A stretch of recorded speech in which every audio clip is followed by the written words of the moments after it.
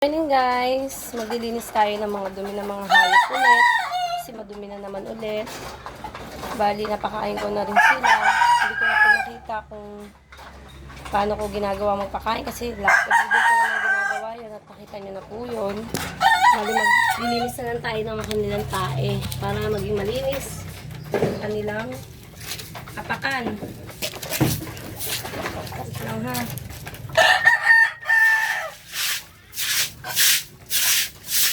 Ito na lang ang ganawa ko. Kasi lagi nyo naman po nakikita sa video ko yung ginagawa ko sa araw-araw. Ito ang binalag ko ngayon.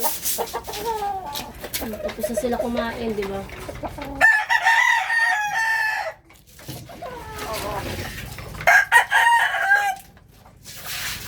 Ang dami-daming dumi eh. Kailangan mag-malinis na para tinatapakan is hindi magkaroon ng teba kung ano na yung mga kailangan bilinisan mo yung mga tapakan nila.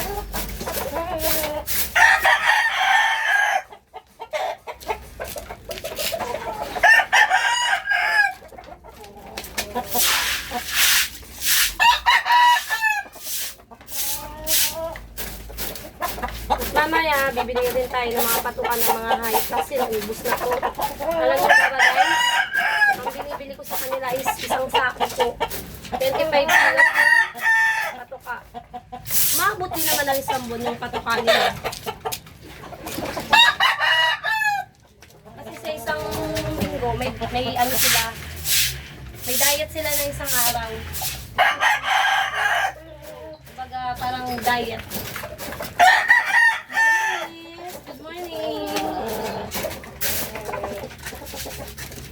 Ako na po, wait lang.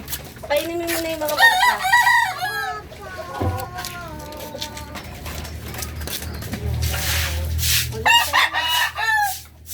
Babot! Ay, disco pa, di ka babot! Hindi yung po dyan kumuha kasi nga madumi po yan. Dali lang. Hindi ako kung paano.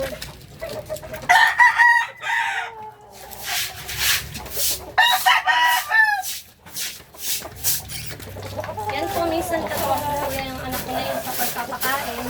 Sa pagpapainom, kasi pag po yung anak ko na yan. Minsan is busy ako. Silang dalawa ng akin yan. Papatupa. Mama! Sige, lagyan mo na ng tubig. Dahan-dahan na. Ganyan lang oh. Lagyan mo dun. Ginagawa ng mga anak ko kapag minsan busy ako. Sila nagpapatuka, nagpapainom. Yan, masipag yung aking bunso. Bunso ko yan, bunso. Di ba, Nis? Sige na. Hindi kanya na ano yun.